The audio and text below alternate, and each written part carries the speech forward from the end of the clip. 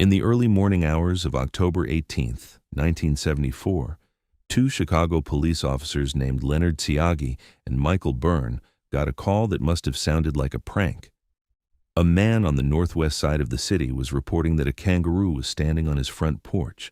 They drove out, searched the area, found nothing, and laughed the whole thing off.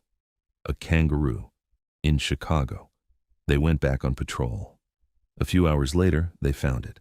A 5-foot kangaroo standing in a dark alley on the northwest side of the city, cornered between the buildings. And here is where the story stops being funny, because one of the officers made a decision that in hindsight was not wise. He decided to try to handcuff it. What happened next was in the police report and in the Chicago Tribune. The cornered kangaroo came off the wall swinging. It punched, it kicked, it let out a scream, and it fought both officers hard enough to knock them back, and then it bounded over a fence and vanished into the city. They never caught it, and it was not the last time anyone would see it. It would mean less if that were a single strange night in Chicago. It was the beginning of a flap that swept the region. Over the following days and weeks, the kangaroo, or a kangaroo, was reported again and again. On the 1st of November, a police officer watched one leap 8 feet from a field into the road near Plano, outside the city. Half an hour later, one was seen back in Chicago. Then, it turned up in the surrounding countryside, near Lansing, in Oak Park, in Schiller Woods, hopping down Belmont Street in the middle of the city, and as far south as Decatur. The sightings rolled on into the summer of 1975 and spilled across state lines into Indiana.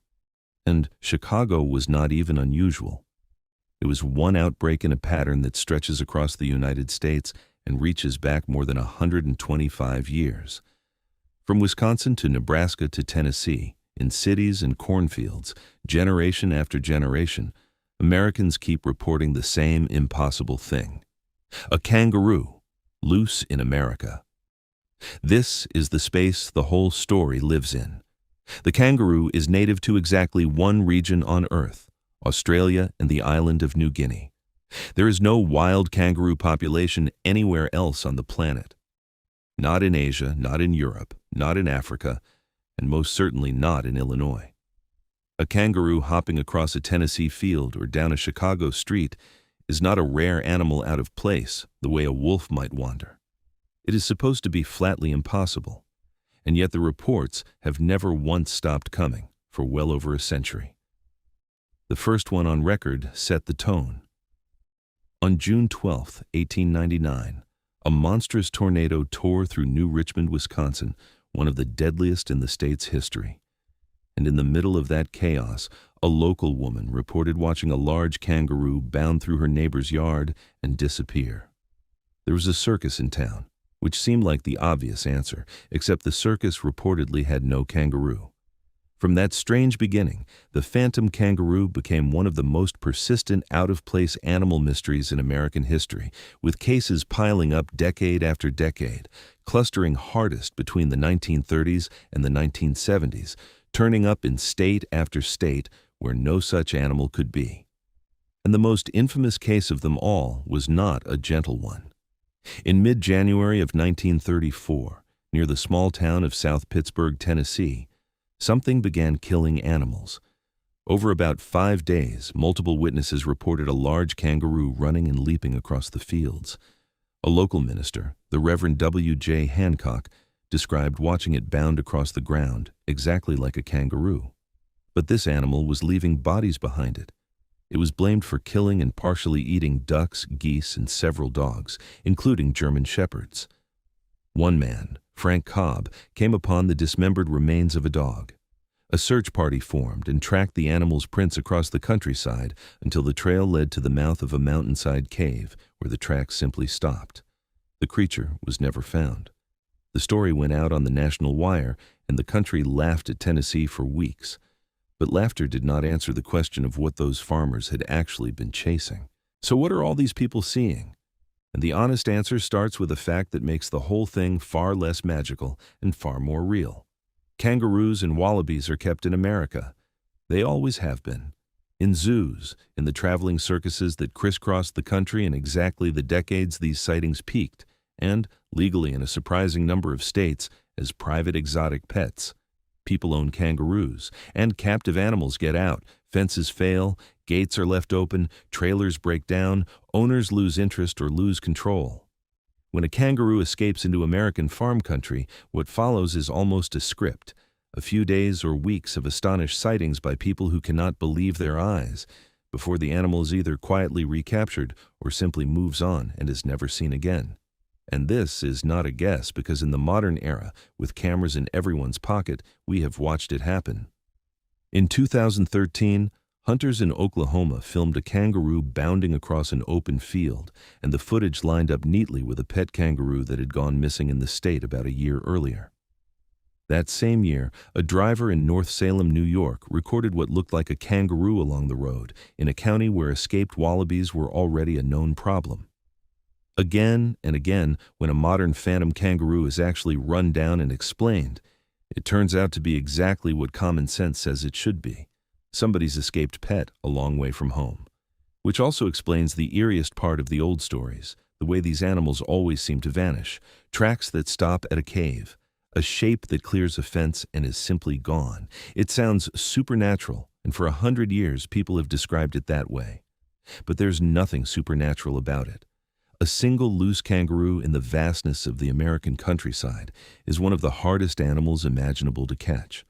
A big kangaroo can cover 25 feet in a single bound and hit speeds around 40 miles an hour.